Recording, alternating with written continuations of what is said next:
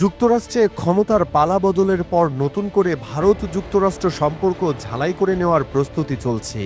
এরই অংশ হিসেবে সম্প্রতি জানা গেছে, ভারতের কাছে F-35 যুদ্ধবিমান সহ অত্যাধুনিক সামরিক সরঞ্জাম বিক্রির ঘোষণা দিয়েছেন মার্কিন প্রেসিডেন্ট ডোনাল্ড ট্রাম্প।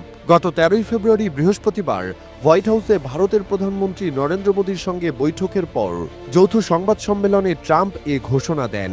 এতে বেজায় নাখোশ হয়েছে পাকিস্তান এর প্রতিবাদ জানিয়ে বলেছে, ভারতকে অত্যাধুনিক সামরিক সরঞ্জাম দিলে দক্ষিণ এশিয়ায় সামরিক ভারসাম্যহীনতা তৈরি হবে।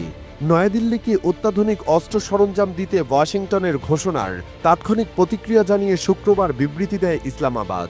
এ নিয়ে গভীর উদ্বেগ জানিয়ে পাকিস্তানের পররাষ্ট্র মন্ত্রণালয়ের মুখপাত্র শাফকাত আলী খান বলেন, এ ধরনের পদক্ষেপে এই অঞ্চলে সামরিক ভারসাম্যহীনতা আরও তীব্র হবে, পাশাপাশি দক্ষিণ এশিয়ায় দীর্ঘ মেয়াদে শান্তি ফেরানোর প্রচেষ্টায় তা বাধা হয়ে দাঁড়াবে। দক্ষিণ এশিয়ার শান্তি ও নিরাপত্তা সংক্রান্ত বিষয়গুলোতে আন্তর্জাতিক সম্প্রদায়কে একটি সামগ্রিক ও বস্তুনিষ্ঠ অবস্থান ঠিক করার আহ্বান জানিয়েছে পাকিস্তান। ইসলামাবাদের মুখপাত্র এ বিষয়ে বলেন, এ অঞ্চলে শান্তি ও নিরাপত্তার জন্য আন্তর্জাতিক সম্প্রদায়ের একটি সামগ্রিক ও বস্তুনিষ্ঠ দৃষ্টিভঙ্গি থাকতে হবে। বাস্তব পরিস্থিতিতে অগ্রাহ্য করে একপক্ষীয় অবস্থান নিলে শান্তি ও নিরাপত্তা বিঘ্নিত হবে।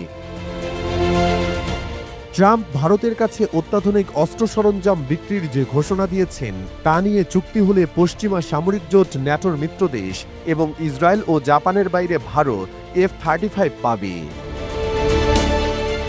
F-35 বিশ্বের অত্যাধুনিক যুদ্ধবিমানগুলোর মধ্যে একটি। এই যুদ্ধবিমান শত্রুপক্ষের চোখ ফাঁকি দিয়ে লক্ষ্যবস্তুতে আঘাত হানতে সক্ষম। এটি পেলে ভারতের সামরিক সক্ষমতা জোরদার হবে।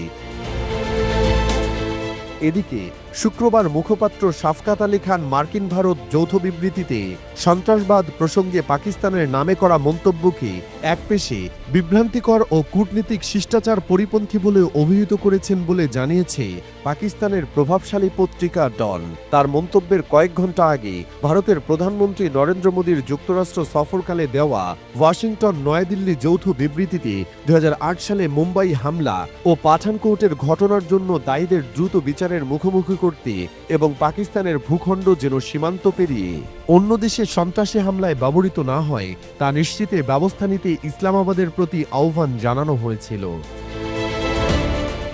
এর প্রতিক্রিয়ায় শুক্রবার সাপ্তাহিক সংবাদ সম্মেলনে শাফকাত খান বলেন, যুক্তরাষ্ট্রকে সঙ্গে নিয়ে পাকিস্তান সন্ত্রাসবিরোধী অনেক পদক্ষেপ নিয়েছে, তা সত্ত্বেও যৌথ বিবৃতিতে এমন কথা থাকায় আমরা অবাক। পাকিস্তান সন্ত্রাসবাদ বিরোধী প্রচেষ্টা অব্যাহত রাখতে বিদেশিদের দ্বারা সংগঠিত সন্ত্রাসী কর্মকাণ্ড সহ সব ধরনের সন্ত্রাসবাদজনিত সংকট মোকাবেলায় প্রতিশ্রুতিবদ্ধ।